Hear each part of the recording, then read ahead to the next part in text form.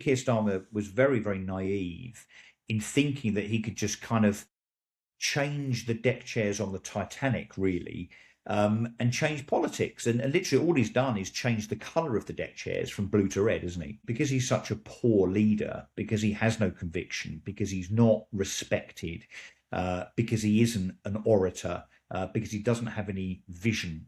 No one's really getting behind him, are they? I mean, it's, I don't know if I'm allowed to say this, but it's a clusterfuck. It's an absolute clown show. Russell, thank you for joining today. How are you? Yeah, I'm very well. A busy time politically, but yeah, I'm good. What a time to be alive, eh? Yeah, definitely. I mean, it's been a crazy time in terms of what's going on in the UK. We uh, briefly crossed paths on Talk TV a few days ago. For the first of all, for the listeners who are unaware of who you are, it'd be great to get just a brief background into yourself. Yeah, I guess, look, I wear a few hats, it's fair to say. So I run a PR agency, which is generally kind of focused on the property industry. But I'm also an elected councillor. So I was elected as a reform councillor in Brentwood in Essex, which is the town in which I live. I was actually a councillor for the Conservatives 10 years previously. So kind of went into retirement, focused on business and family, but was kind of, I guess, attracted back in by the rise of reform, really, and the fact that I think, what's the old saying, that all that's required for evil to prevail is for good men to stand idly by, and I kind of live by that, really. So I think never has there been a more poignant time to get into politics to try and reverse the tide in terms of the direction, the wrong direction, the bad direction in which Britain is going. So yes, I'm a kind of politico. I do a fair bit of political commentary for the likes of GB News, for the likes of Mike Graham and his new independent channel, Dan Wootton, and so on. So yeah, political commentator, elected politician, albeit a very junior kind of councillor. And in fact, I'm the only reform councillor in Brentwood in Essex, as I Wow. say, elected in October last year. But I sit there in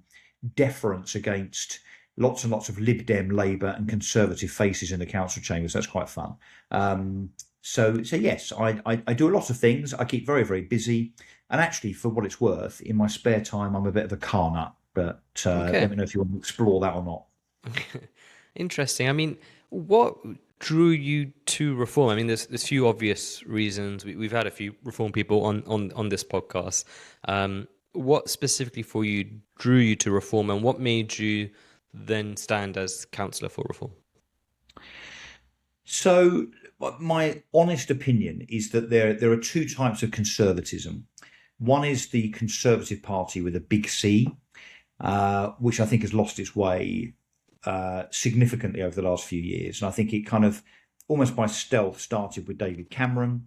The minute he started talking about, the ozone layer and was running around in his election campaign in 2008, 2009 on a skidoo, worrying about, the Arctic melting and so on. I guess that when you look back to that time, we should have been very wary. I think very, very cautious of that Yep. rather kind of climate change extremist view, the kind of precursor to net zero. Um, so yeah, that and the whole hugger hoodie thing. I think the Conservative Party in 2010 under Cameron, I think, started to lose its way. Was then really accentuated, exaggerated by Theresa May, who I think was an awful and very unconservative prime minister. Um, and I think, despite the fact that I've been a Conservative member up until 10 years ago, pretty much kind of religiously, really, since I was a teenager, and have been a Conservative councillor, the fact that the Conservative Party have lurched left and have been very unconservative with a small c made me start thinking about what I kind of where my home was, I suppose. Mm. And I think it's true to say that, and many kind of true conservatives with a small c will agree with this, that we had a period, us kind of Thatcherites, and I guess that's what I am. I'm a Thatcherite. We had this period where we were pretty homeless, really. The Labour Party were left of centre. The Conservative Party was certainly pushing in that direction. The Lib Dems were kind of already there. UKIP were too kind of mad, and in David Cameron's words, swivel-eyed. Um, and then, of course, along comes the Brexit Party, Nigel Farage, and then Reform. And genuinely, I thought, oh, okay, this is conservatism. Forget the Yeah. name, forget the Reform label. This is conservatism with a small c. And if you were to ask me what that is defined by, it's pro business, pro free markets, freedom of speech, low tax, and very concerned about and proactive towards mitigating the issues of crime and open door immigration, and of course being very sceptical about Europe. Yeah. And when you think about all of those boxes that I've just kind of laid out, Reform tick those boxes. Those boxes arguably should be conservative boxes, but the Conservative Party, the big C Conservative Party, honestly, I don't think has ticked those boxes since the days of Thatcher. So that's why when Nigel Farage kind of, re-emerged to kind of save us from a Brexit that was not going to be delivered by Theresa May and her successors, I guess I found my political home now with Reform, I think it's fair to say. I mean, I think there's so many people listening to you that will 100% agree with everything you said. I can speak personally for me. My dad was a Conservative councillor, similar time frame to yourself, and I think me myself, I've only ever really voted Conservative. And I was just saying to him the other day, I'm 32, and I don't think in my lifetime I've ever actually seen an actual Conservative party. I don't think or a serious one would with serious traction until maybe Reform now, which is, I suppose, exciting for people in Britain. But do you feel like one of the things I definitely felt as a Conservative member was that there were people like yourself who were quite clearly actual Conservatives, but I also felt like within the party there were a lot of people who almost should belong to the Lib Dems, who are not actually Conservatives, and that they've been wrongly, I don't know, categorized here just to tick a box, or I don't know exactly why they were there. Did you feel the same? Yeah, I can tell you, I think exactly why they're there, and that's because they've come up through kind of university and decided to become political animals, should we say, and they believe that they're conservatives on the basis that the Conservative Party is the oldest party in Britain, if not the world, and the Lib Dems, which probably some of these people are, as you say, much more aligned with. The Lib Dems, I know they propped up the Conservative Party coalition in 2010, but largely the Lib Dems, although they're a nice protest vote, particularly when it comes to local elections, they're pretty irrelevant, they're pretty meaningless, pretty Yeah. pointless, pretty insipid, really. And I guess, look, if you're a Tobias Ellwood or a Jeremy Hunt or a Rory Stewart, or whoever. I mean, look, Dominic Grieve, we can mention lots and lots and lots of them. You probably knew that living in leafy Surrey or semi-rural Essex or whatever, you were never going to get elected as a Lib Dem. So you become a member of the Conservative Party, maybe because your dad was, maybe because your grandfather was, but you've kind of been indoctrinated, I suppose, by a bit too much liberalism. And lo and behold, you get selected to be a parliamentary candidate, you become an MP. But because of your kind of your left-leaning liberal, uber liberal tendencies, even though you've got the banner, the brand that is the Conservative Party, you're not really. And there are lots and lots and lots of them. And I think actually, Theresa May really epitomises that. I guess what we call in political terms, the political commentariat call the wets.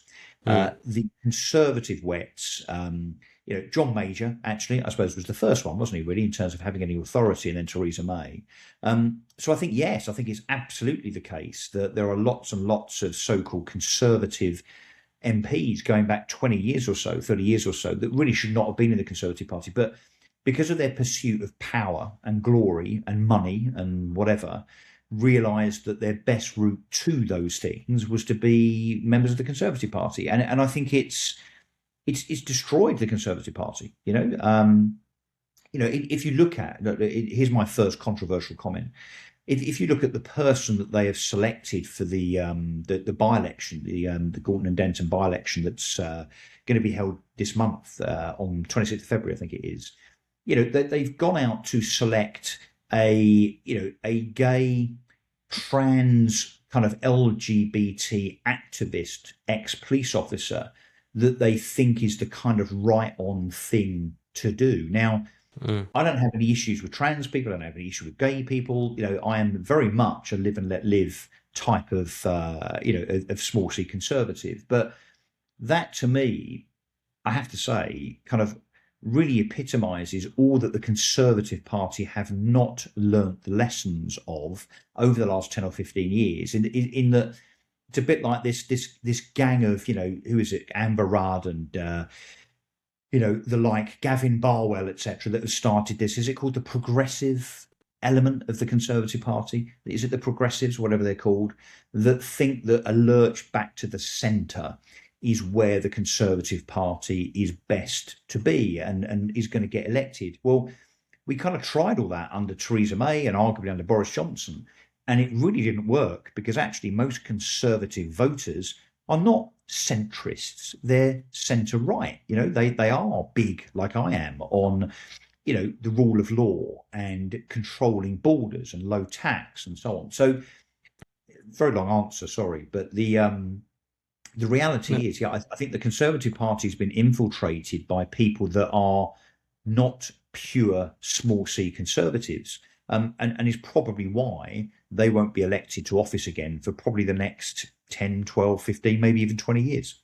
Yeah, I mean, talking of like when we're talking centralism, there, center right and stuff. I just personally feel like the center shifted so far left. So if I sit here now and say a man is a man, a woman is a woman, I would be considered right wing. Whereas that, as 10, 20 years ago, that was never the case. It feels what's changed is that middle ground has just gone so far to the left hand side, and so now anything on the other side is considered far right. And this is what I would love the Conservative Party to do. What I would love them to do is almost to just outright reject it and just be like, yeah, we are conservative. Whatever the thing is, if you think us saying a man and a man, a woman as a woman is far right, then so be it. But this constant need to pander to people like the BBC, these profile of these the mainstream, it makes no sense because no one's listening to them. No one actually is believing in them, and I think it's surely it should be evident to them. Now, did you ever, when you were going back 10 years ago as a Tory councillor, did you ever feel like the party was moving far too much to the left? Yeah, funny enough, I did. Yeah, it's a good question because I was first elected in 2006 in Brentwood and Essex as a councillor. The leader of the council at the time was Brandon Lewis, who is a very, very solid, very good guy in my book. But he then, within a couple of years, went off to be the MP for Great Yarmouth. He then became, variously, I think he did, police and fire jobs. He was housing minister for a little while. Then he became chairman of the party, Northern Ireland secretary, and so on. He then kind of moved out of council, and the person that took control of Brentwood Council was an ardent Remainer. Campaigned for Remain, wrote letters to the Telegraph about Remain. And so we're going back to kind of 2008, 2009, and I was kind of scratching my head at the time, thinking, having grown up with a father who was a Conservative councillor, a mother that stood to be a Conservative councillor in Billericay in Essex, where I live, I thought, I don't kind of recognise this pro EU liberalism really. Hmm. And as we then roll forward, let's roll forward kind of 20 years or so, and then we see under the likes of Rishi Sunak, corporation tax goes up from 19 to 25%. Net zero is embraced as a so-called important policy. Early release of prisoners. A kind of open door immigration policy. In reality, if not in name. And you Yeah. think, wow, this Conservative Party genuinely is no longer conservative. So certainly over the last 15 or 20 years, I've seen this kind of mission creep, I suppose we call it, where this stuff, you've always had the kind of the right wing of the Labour Party so-called New Labour as it was, and the ever creeping left Conservative Party becoming almost indistinguishable, Yep. and there have been times in recent political history in Britain where they've almost swapped policies. On tax, on immigration, on crime, on their approach to business and landlords and whatever. So yeah, I think it started to lose its way, but this because of this mission, this belief that governing from the centre, or certainly campaigning from the centre, is the way to win votes. And actually, that kind of apathetic acquiescence, if you want to call it that, is actually not what voters want at all. Yep. I'm older. I'm 58 years old now, and I'm old enough to remember just about the 70s and the 80s. I remember, Callaghan and Michael Foot and Neil Kinnock versus the likes of Margaret Thatcher and Tebbit and Heseltine. Well, maybe not Heseltine. Heseltine's one of the Lib Dems that we've been talking about in reality. But I remember the polarized division in politics, which was actually, to me, really comforting, that you picked a side and the two sides were pretty distinct, really. I think what we've seen from Blair onwards, 97 onwards, is this kind of, not only this blurring of ideology, but actually what I think has really done politics a world of no good, a world of bad, is this populism that various prime ministers and political leaders have tried to chase, where Downing Street has become a kind of polling centre, isn't it? Yep. It's, well, whether it's Theresa May or Boris Johnson or Rishi Sunak or now Keir Starmer, for now, as we record this, well, I don't have an opinion, they say. I don't have a vision. I don't have a belief.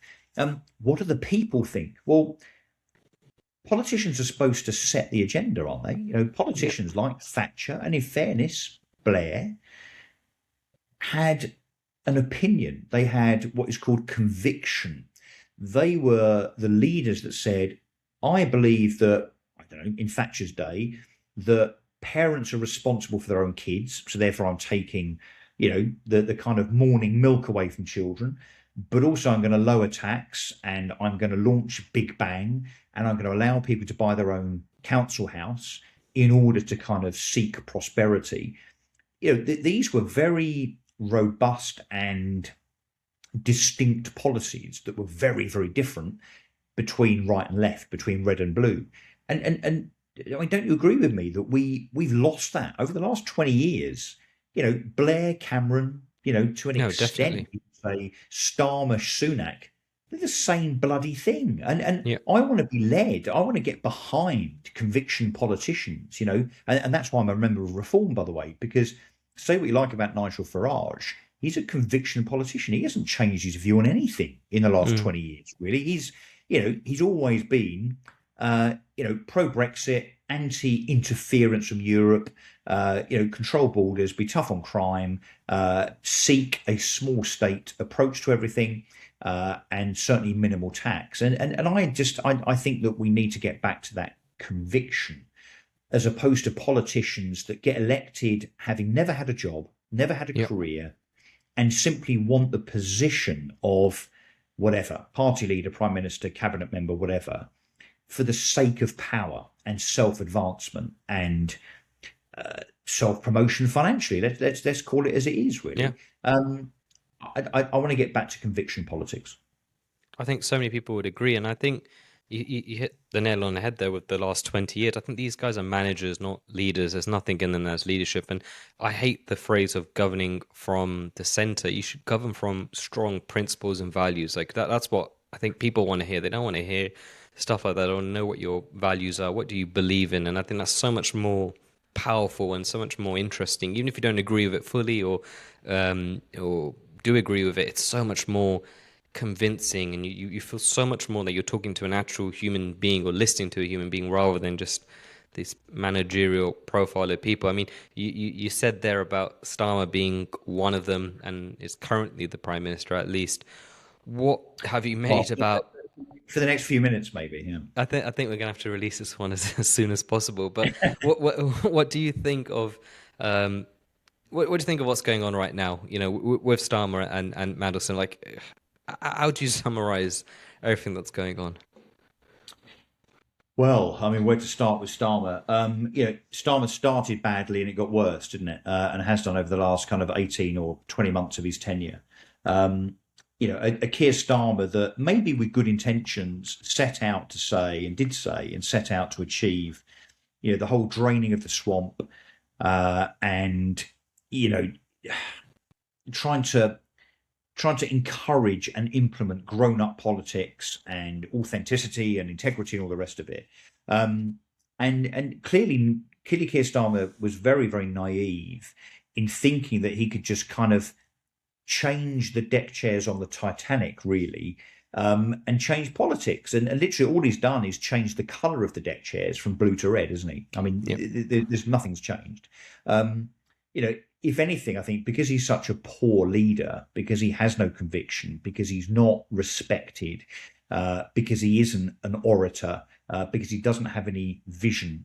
No one's really getting behind him, are they, as Keir Starmer, in terms of this kind of he's him being a kind of a leader that we can really kind of respect and admire. And I think what's now happened, not just with Mandelson in terms of I think what is clearly Starmer's very, if I'm being kind, actually, naive and poor judgment over appointing Mandelson as the ambassador to Washington, but and doing so apparently, as we hear, as is alleged, without waiting for the security services to kind of approve it, sanction it, sign it off, give it a tick, whatever. Yeah. There was a determination, therefore, for Starmer to. I think that shows absolute naivety and really poor judgment. But I think the point I would make with Starmer is that this is not the only blot in Keir Starmer's copybook, is it? From day one, whether it be the handling of the summer riots and the likes of kind of Lucy Connolly and so on, whether it be the way that pensioners have been dealt with, waspy women, farmers, businesses, publicans, U-turn after U-turn. I think now, what are we up to? 15 U-turns in 18 months. 12 cabinet ministers have resigned. The likes of Jonathan Reynolds and Rachel Reeves and Angela Rayner being chastised for being, dishonest, whether it be their tax, whether it be their CVs. Tulip Siddiqui, who was laughably the anti-corruption minister, who in her absence in Bangladesh has been convicted not once but twice of corruption. I mean, seriously. It's, I don't know if I'm allowed to say this, but it's a clusterfuck. Yeah. It's an absolute clown show. And it actually makes the Conservatives under Boris Johnson and Rishi Sunak look competent. I mean, they were, but it makes them look competent. So, what I think we've got here is a leader that is being desperately over promoted, completely and utterly out of his depth. As we record this, I suspect by the time this goes out, he may well have gone because you've got lots of Labour backbenchers and potentially almost cabinet ministers railing against him, briefing against him. And at the moment, off the record, saying that they have no confidence in their own party leader, their own prime minister. I think in the next 2, 3, 4 days, that will manifest itself as resignations from the cabinet and he will be gone. The question, by the way, is then, who's next? Do we get led by, well, it's going to be one of 3 people, isn't it? Or maybe 4 people. Is it David Lammy? Is it Wes Streeting? Is it Angela Rayner? Is it, God forbid, Ed Mad Miliband? So, yeah, we as those on the centre right should really be careful what we wish for, shouldn't we? So, I don't think there's any way, although some of the left-wing commentators that I sit on GB News with and Radio 5 Live periodically try and put a gloss on this, that, Starmer's a good man, really. Honestly, he's just misunderstood. He's trying, but, I mean, the man is an embarrassment. He's a joke. He has fumbled the premiership of Great Britain and actually on the world stage. And I know that's a place that he likes to hang out on a regular basis to be seen as some kind of international statesman. He's a laughingstock. He's a joke. So, yes, I think it's absolutely inevitable that Keir Starmer, in short order, will no longer be Prime Minister of Great Britain. And I think that's wonderful in terms of that outcome being justified. The problem is with the current Labour Party is what's next. What comes after Keir Starmer. So someone said to me this morning, we could end up in a position where, given that the Labour government, because they have such a big majority, may well last till 2029. Will we end up with an Angela Rayner or an Ed Miliband as Prime Minister, where actually in 6 months' time we're all saying, well, actually, maybe Keir Starmer wasn't that bad? It would take some doing from either of them. I mean, it's just bizarre. I mean, you mentioned about the world and Keir Starmer. I'm fortunate to work abroad, live abroad, and travel quite a lot. And one thing I've noticed is, I think, yeah, the more I've been around, people have been saying the decline of the UK. You hear it more and more, but the last year or so, it's almost hurtful the way people now talk about the UK, because he's so embarrassing, and it is a laughing stock. People laugh at what's going on in the UK. They can't believe what has actually happened, especially in the last year, and how he's been able to maintain this position, and how he's been able to somehow even last this long. And the thing I have to give him credit for is how he made himself, how he got there to the top. Because I don't think his marketing team or whoever deserve a lot of credit to get this profile of person all the way to the top to be the leader of the Labour Party and now Prime Minister is some achievement considering who he is. And I think that's where credit deserves, because I honestly, I sometimes think, how on earth has he got to the position he's got to? How is it possible? Well, yeah, look, the marketing exercise was fabulous, wasn't it? In the early part of 2024, in the run up to the UK general election, I mean, he did a very good job of purporting himself to be the saviour. I Mm. guess what we should have realised at the time was that any opposition leader could have pretty much said anything that was the opposite to what Rishi Sunak and his hapless government were doing at the time. Because we should Very not true. forget that in the early part of 2024, Rishi Sunak, Jeremy Hunt, and co were an absolute embarrassment. We Mm. had inflation at 11%. We had GDP in kind of terminal decline. We were an embarrassment. Huge critiques around immigration, illegal boat numbers. I think Yep. we saw 40,000 in 2023. We saw 40,000 illegal boat invaders, and I will call them invaders because they do come to these shores illegally. They are invading us. And I guess, look, the public were convinced that anything was an improvement. In fact, the Labour government, as a party in their campaigning, they used the theme. I think the band that they enlisted as their theme tune was is a band called D Ream, I think, and the kind of song that they used was "Things Can Only Get Better," and they played that over and over and over again in party political broadcasts, on Twitter, on YouTube, and so on. And I guess many people, were convinced that, well, I guess, yeah, things can't get any worse. Maybe things can only get better. And there was this kind of anti-conservative government, anti-establishment message that didn't really need to contain anything much in the way of positive policy. It just needed to be anything that the Conservative government were not, if you know what I mean. Yeah. So that's how Keir Starmer gets elected. And then we roll forward 18 months and we see that he hasn't actually enlisted anything that was in his original party manifesto, apart from actually a couple of very onerous things like whacking tax on education, which I think is absolutely abhorrent. And of course, instead, he's whacked out a load of things from up his sleeve that were not in the manifesto, like, persecuting pensioners and farmers and so on.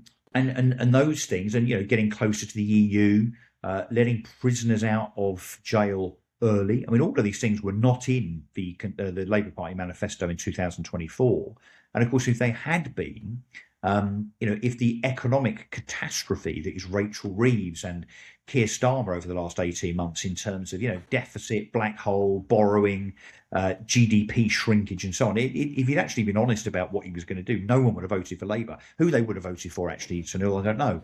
Yeah. Because we were kind of, up a creek without a paddle. But it has been, an absolute disaster, where actually the way the scene was set in the run up to July 2024 was that Well, of course you're going to do better because the situation had been for the previous 2 or 3 years absolutely appalling. Whether it was Boris Johnson and kind of COVID gate and him being effectively removed from eating a slice of cake, which is what the end of his tenure really came down to. I mean, how could you not improve on the disaster that was the Conservative government of kind of 2020 to 2024? But you know, uh, Keir Starmer deserves some kind of award. I don't know what you'd call it, but the kind of the wooden spoon, I suppose, politically for taking something that was appalling, an absolute clown fest politically, and turning it into something even worse. It's some achievement, and I think what's so scary is as we look on beyond Keir Starmer, and you said a few names there in terms of next leader of the Labour Party, next Prime Minister. I look at that cabinet and say what you want about Donald Trump and Donald Trump's people of his opinion. I look at his administration and the profile of people he is around, who he surrounded himself. These are either serious academics, serious careers, entrepreneurs, people who have done incredible things, highly skilled, talented people, and you compare it to the British cabinet, and you see that there is 0 years of business experience amongst all of them.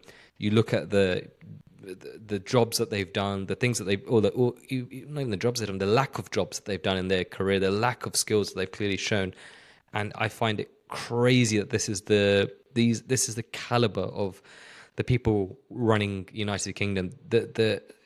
You just look at the CVs. It is really quite embarrassing and scary. I mean, what happens next, Russell? Like, what happens when Starmer resigns and inevitably what happens next?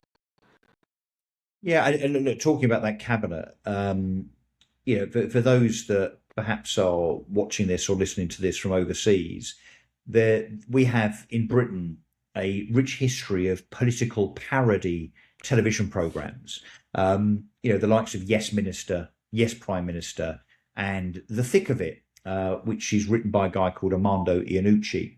And over the last years, when you watch those parody sitcoms, those political sitcoms, you kind of laugh at how ridiculous some of the things that happen are. But then roll forward now to 2024, 2025, 2026 under this government, and then arguably a bit under Rishi Sunak's government. And some of the stuff that happens now in reality is literally kind of life imitating the art that was those parody TV programs, right? And you're right, yeah, no experience. I mean, not one member of the Labour front bench has ever run a business. Most of them are kind of bag carriers from university in political terms. Work for Labour HQ. Have worked for an MP and then, maybe run for Parliament, lost, but that was all a test. And then, off they go to actually get a seat in Parliament when they're 30. And we have a load of MPs on the front bench, and it is pretty much exclusive the Labour Party that are responsible for this, that over the years have simply lied about their past.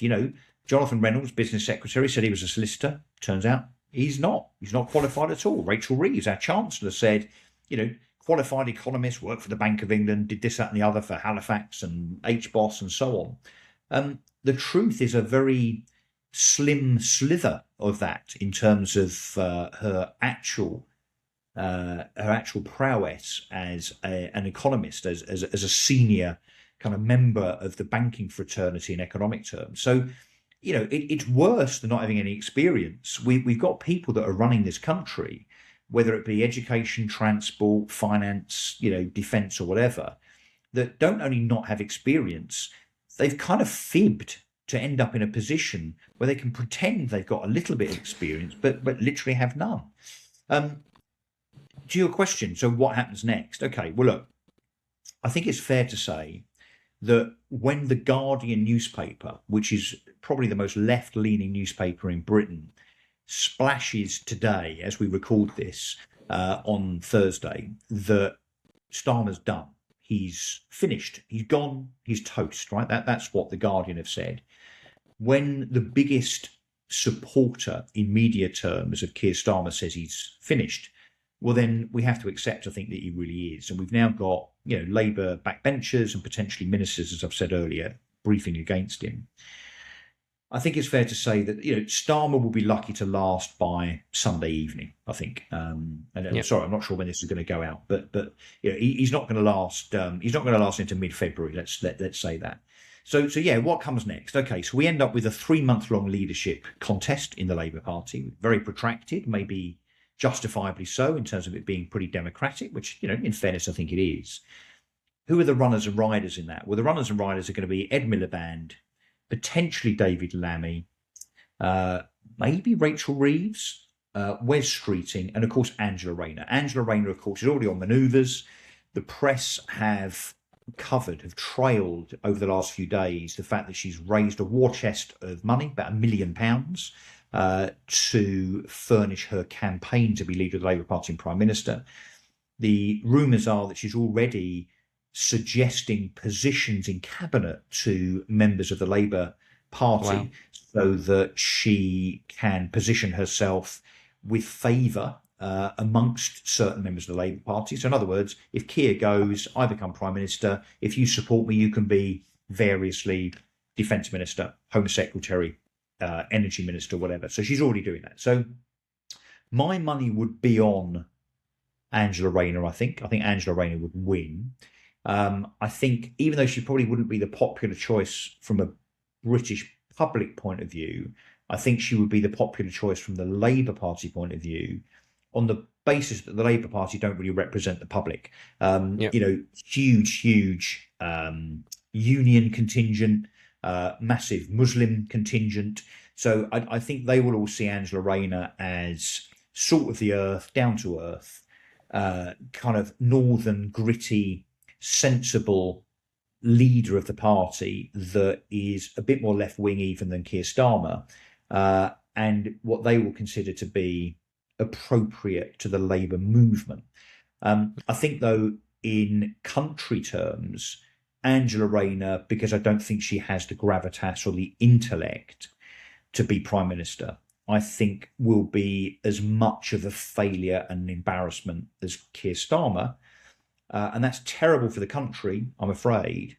But if you're like me, a member of the reform movement, or arguably even the Conservatives, I guess that's a good thing because if it were to be someone quite centre right or right of the Labour Party and someone quite competent like Wes Streeting, he would be a bit more of it'd be a bit more opposition, wouldn't he? But so my money is on. Obviously, look, we'll end up. I guess what I'm saying is Starmer goes, leadership race. Angela Rayner emerges as the likely leader very quickly.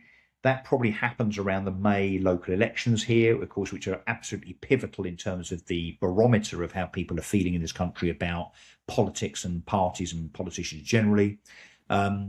Labour may well be thinking, well, if we can make it look like Angela Rayner is likely to be the leader of the Labour Party and therefore Prime Minister pretty soon after May the 7th elections, maybe that gives us a bit of a boost. Maybe because Starmer's gone, that gives Labour voters a bit of a positive sentiment boost. And maybe they don't have quite the car crash in those local elections as otherwise they would.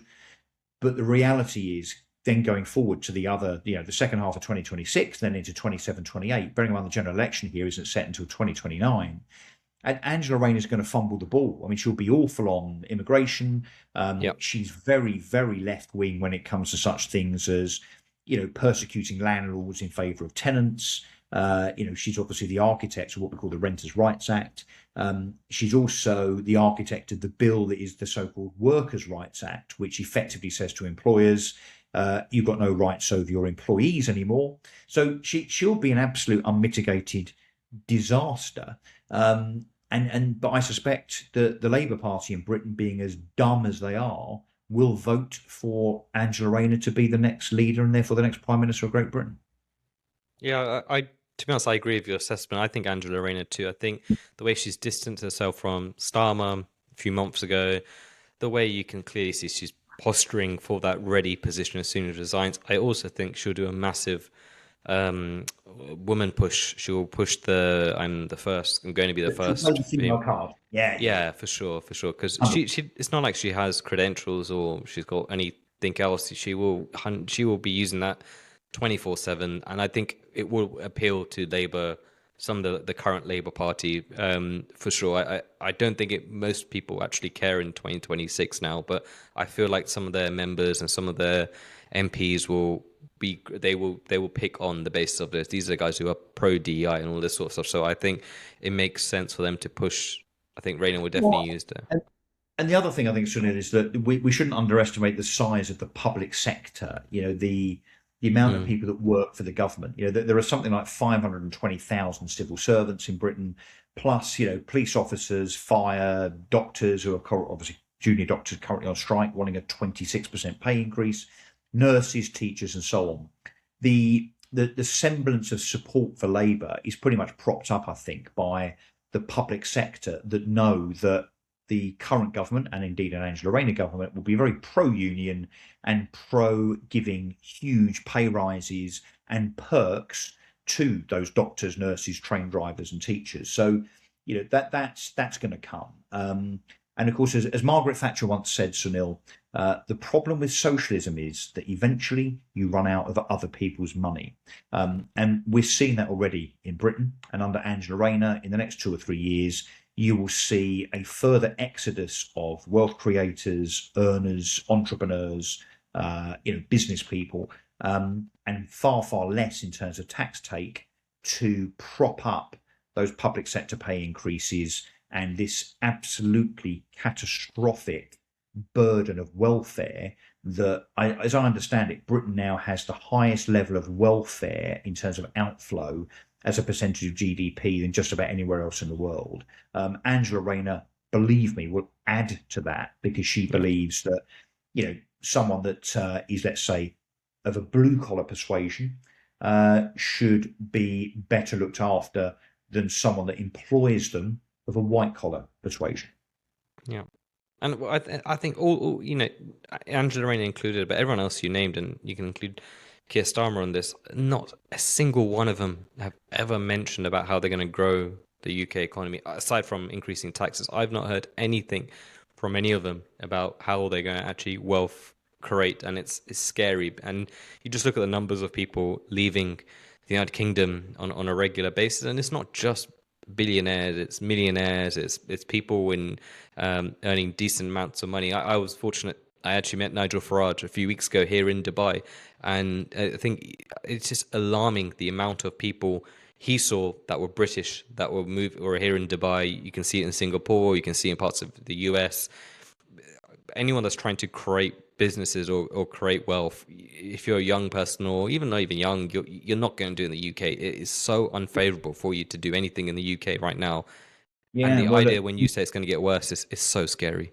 Well, it is that I know personally lots of people that are going to Dubai right now, and Monaco and Italy, where obviously they have a pretty kind of flat tax type approach.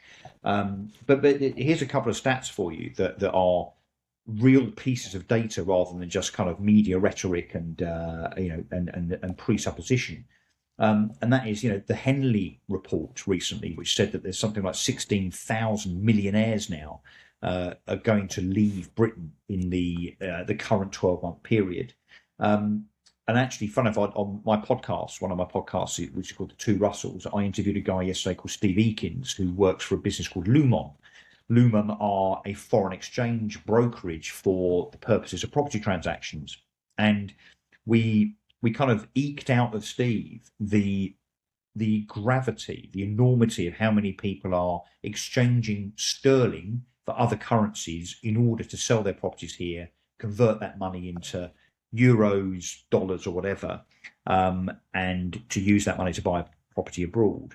They are transacting, Lumon, £25 million a day. I'll say that again, £25 million a day, just in people that are seeking to sell up here to move to Dubai, Italy, Monaco, and the United States.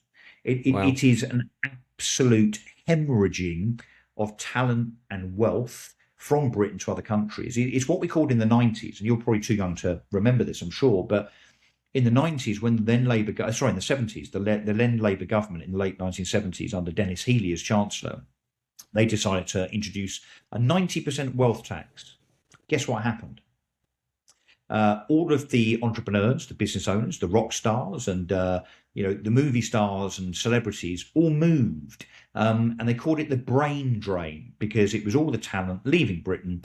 And the consequence was the tax take. There's a thing called the Laffer curve, by the way, which you may have heard of, which Yep. is that if you tax people too much, they either avoid tax or they just move somewhere else where there is less tax to pay. Dubai, where you are, is a case in point. Dubai have absolutely nailed it in terms of being a very, very attractive environment from a climate, from an education, from a crime perspective, but also from a tax perspective. I mean, honestly, I'm sure you're biased and you'll agree with me here, but compared to Britain right now, what's not to like in Dubai, right? Why would you Yeah. not go? Why would Yeah. you not go? I mean, it is sad, like I've been here for a while now, and you get to talk to, you meet so many Brits and so many other people from different countries, and I think the thing that's at the start, it's definitely, I'm still enjoying it now, but I think the big difference is you definitely feel more what's the word, passion for the UK. Like I now get upset and annoyed when people laugh at the UK, because it's just like, it is embarrassing because it is still my country, it's my home where I was born, and like, where everything is UK for me. And now when you see it's not just my personal opinion, your personal opinion, or the right wings of the UK. This is a world opinion of the UK that is going downhill, and it may be to a point of an absolute crash that will take maybe decades before it gets back to us. And that is really, really depressing and sad as a Brit. So I think that's the really, I think the sad issue right now. And aside from reform, I don't see many other political parties offering anything when it comes to wealth creation or being any kind of pro-business side, which is again also really sad and disturbing. Yeah.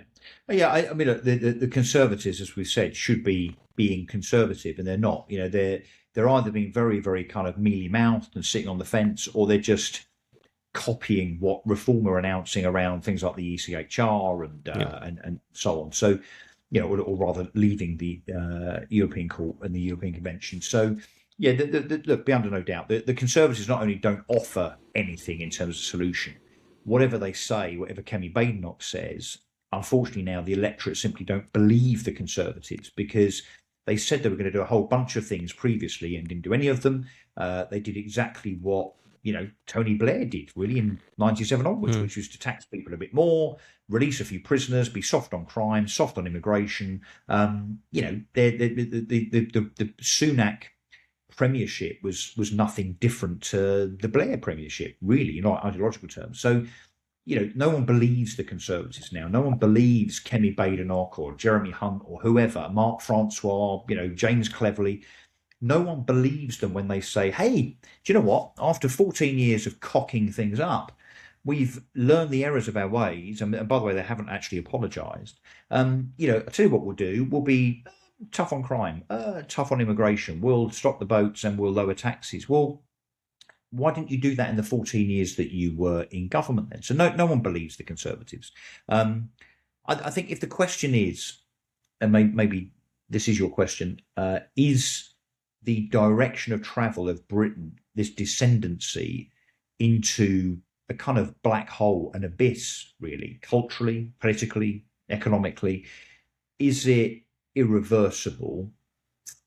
I don't think it is irreversible. In other words, I think it is reversible. I think, we've only, big inverted commas, got 3 years left to go of this hapless and destructive government. Inarguably, actually, a government that I think, if we were in court now looking at the evidence of the Labour Party's tenure over the last 20 months or so, you would have to conclude at the end of that evidence that the Labour government hate Britain. Keir Yep. Starmer hates Britain. He doesn't like Britain.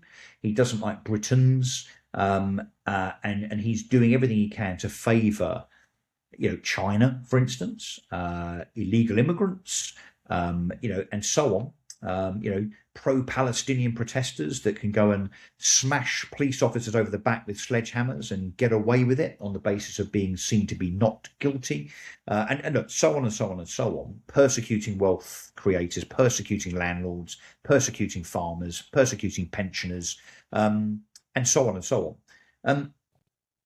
I don't think it is too far gone. And I think actually, when we get past the halfway point of this government, which is not that far away, I guess it's the end of 2026, we can start thinking, okay, it might be downhill from here in terms of us now getting closer towards a change of government. There will be a change of government. My belief is that it will absolutely be a reform majority.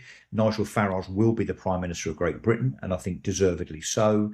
And then, although it won't happen overnight, there will be a team in place, and believe me, a very, very impressive team, that will unpick the damage that has been done by Keir Starmer, Angela Rayner, whoever is the next Prime Minister, and their cronies. And I think we can have some optimism there. So I suppose, rather than this being all doom and gloom, Sunil, in terms of this being, hey, the Labour Party are terrible and, the British public are completely and utterly oppressed, I think we can take some solace from the fact that as we get further towards 2029, there is going to be remedy. There is going to be hope for Britain to return to what we will remember it as being, which is a proud and prosperous nation where we look after our British citizens as number one. We don't tolerate wokeness and DEI and all this nonsense that's kind of sold us down the river. We don't tolerate illegal immigration. We don't tolerate shoplifters and bank robbers and, errant kind of feral individuals in this country, even down to people that put their feet on the seats of train carriages and listen to music at full volume on train carriages without headphones. I mean, seriously, all of this is going to change. And so we can have, genuinely, I truly believe, some optimism. But of course, it will require for people to come out and actually vote for that change and that political revolution. And I actually think this, even if you don't necessarily truly believe in everything that reforms stand for, maybe you've got some hesitation about something or other, you've got to vote for something that is a true revolution in British politics, that changes the political class, that starts the process of getting rid of an activist civil service that are really the tail that's wagging the dog in national and local authorities in Britain. And above all, and I can't believe it's taken me 50 minutes to mention this, but my real beef is not just with politicians that have ridiculous ideologies, the likes of Zach Polansky and Keir Starmer and Angela Rayner, who I fundamentally disagree with in terms of their politics. But one of the real problems in Britain and Britain's politics is the vacuous, empty suit, plastic politicians that have been allowed to have been selected by particularly the Conservatives and the Labour Party, people that have got no life experience. I mean, to your point earlier on about the Labour front bench, they've never had a job, never run a business. They've always existed in this pathetic, kind of out of touch Westminster bubble. And people, these people are supposed to represent the 70 million people of Britain, but they couldn't be any further removed from the rest of us, honestly. So this political class, this mishmash of nonsense and apathy and incompetence has got to go. And reform, whether you love us or are apathetic towards reform, reform are the catalyst to that political revolution. And reform will do the job of starting to be the broom that sweeps clean, not just in terms of the political class, but the civil service, the leadership of the police, the NHS, education, the infiltration of wokeness within universities and so on. We've got to support that revolution. We really have. And if we don't, maybe Britain is done. Maybe Britain is done. I think what I find interesting is I'm not sure that the polling is completely accurate, because I've spoken to a lot of my friends in UK who have typically more left-leaning, who would never vote Conservative, never have, and they are considering and will be voting Reform. And when I hear them say that, I think, wow, and it's for the reasons you pretty much said, it will be revolutionary, it will be different. So sometimes I look at that polling and I think maybe it's a bit shorter than it should be higher, essentially, because from my limited, again, it's a very limited pool size, but these are people who have never would vote Conservative, but are going to vote Reform on the basis of exactly what you said there, that they think will be revolution. They want something completely different. So I'm not sure how accurate that 26, 20 when Well, it goes 29% is.